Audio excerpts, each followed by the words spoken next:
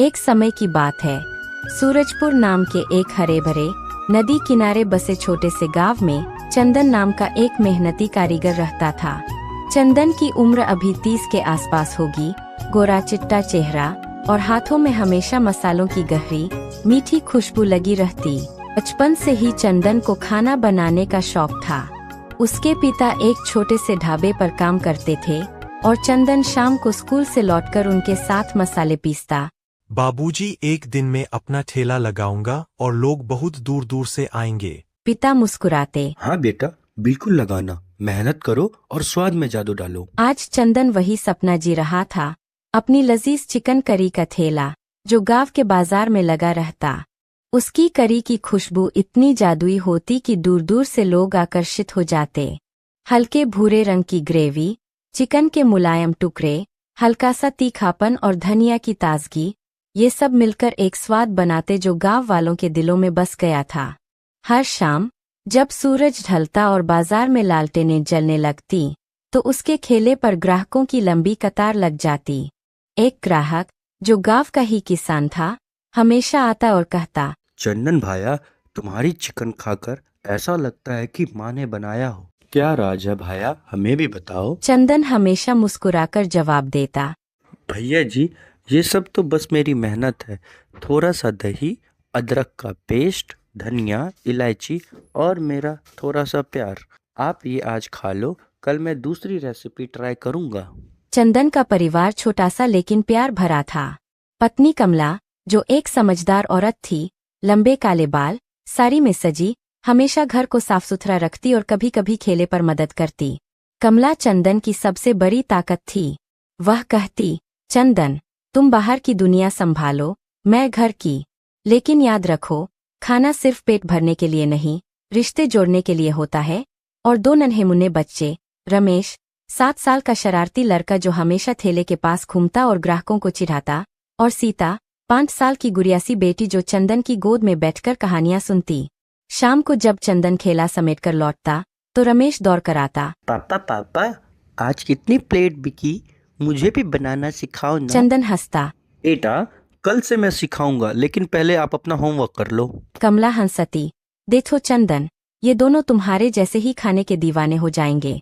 सेठ का कर्ज चुकाने के बाद एक बड़ा ढाबा खोलना। चंदन सिर हिलाता, कमला, सपना तो वही है, लेकिन अभी बस ठेला ही सहारा है। लेकिन एक सुबह सब कुछ उलट पुलट हो गया। बाजार में चिकन के दाम अचानक आसमान छूने लगे।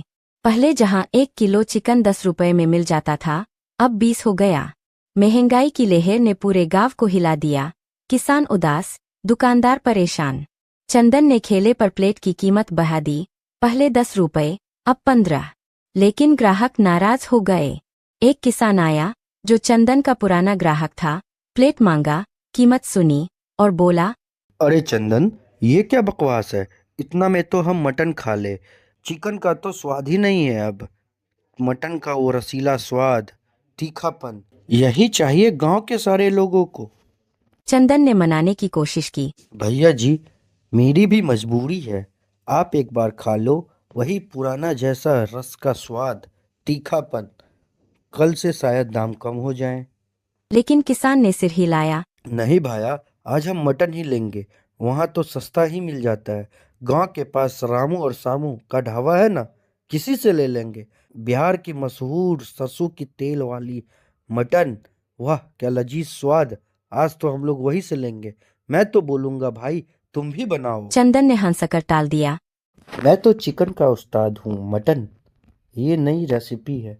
फिर भी मैं घर जाकर सोचूंगा। शुक्रिया भाया। ग्राहक एक एक करके लौट गए। दोपहर तक ठेला पर सिर्फ 2-4 प्लेटें बिकीं। एक बूढ़ी अम्मा आई जो हमेशा फ्री में थोड़ा सा मांगती। बोली, चंदन बेटा, आज तो उदास लग रहे हो, क्या हुआ? चंदन ने सिर झुकाकर कहा, अम्मा जी, दाम बढ़े तो ग्राहक नाराज। सब मटन की बात कर रहे हैं। लगता है अब मुझे मेरा ठेला बंद करना पड़ेगा। अम्मा ने आशीर्वाद दिया, बेटा, भगवान सब ठीक कर देंगे, कुछ नया सोचो। शाम होते होते चंदन का ठेला पूरी तरह खाली रह गया। सिर्फ हवा में उसकी पुरानी करी की हल्की सी महक तैर रही थी, लेकिन ग्राहक न थे। चंदन ने ठेले को साफ करते हुए खुद से कहा, हे भगवान, ये क्या हो गया। सेठ आएगा तो उसकी 5,000 की रकम कैसे दूंगा? बच्चे क्या खाएंगे? अब क्या करूं मैं? परेशान हो गया हूं मैं तो इस चीज वह से। ठेला समेटकर घर लौटा, जहां कमला बच्चों को खिला रही थी। रमेश ने देखा तो पूछा, पापा, आज कोई कहानी सुनाओ ना, चिकन वाली। चंदन ने आंखें नम की। बेटा, आज नहीं, कल सुनाऊंगा। कमला ने देखा तो पूछा, चंदन, आज क्या हुआ? चेहरा इतना काला क्यों? ठेले पर भीड़ क्यों न लगी? चंदन ने सिर झुकाकर सारी बात बताई।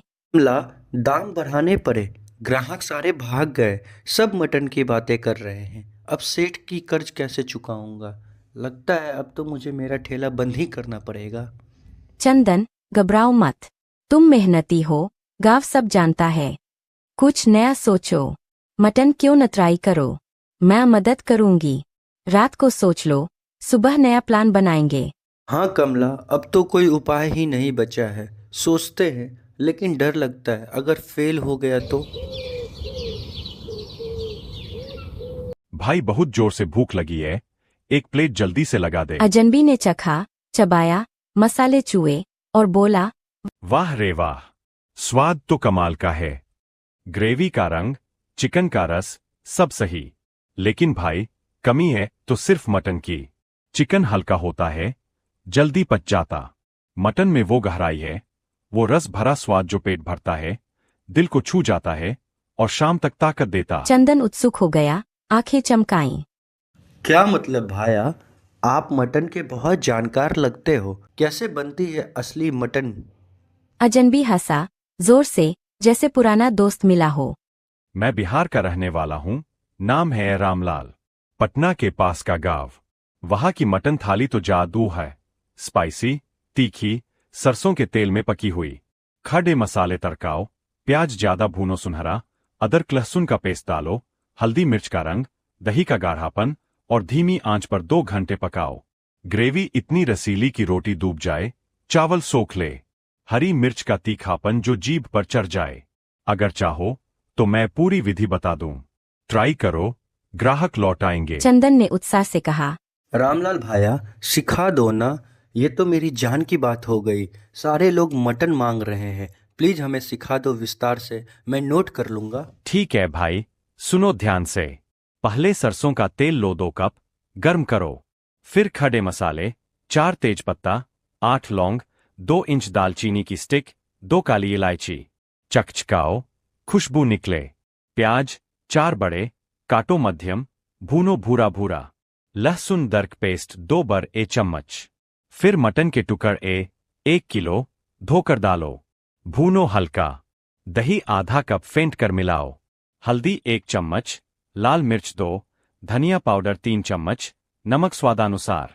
गरम मसाला आखिर में। पानी डालो, ढक दो।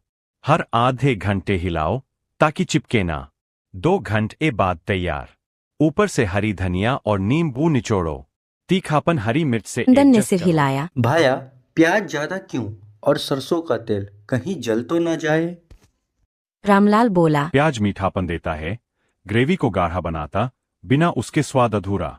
तेल सरसों का ही, वो बिहार का राज है। खुशबू ऐसी कि दूर से खींच ले। सावधानी से गर्म करो। ट्राई करो भाई, शाम को बताना कैसी बनी। चंदन ने हाथ जोड़े। धन्यवाद भाया, आपका एहसान रहेगा। और फिर कल मिलेंगे और बताना क्या मिस है। रामलाल मुस्कुराया मिलेंगे भाई, बिहार का स्वाद अपनाओ और गांव बदल जाएगा।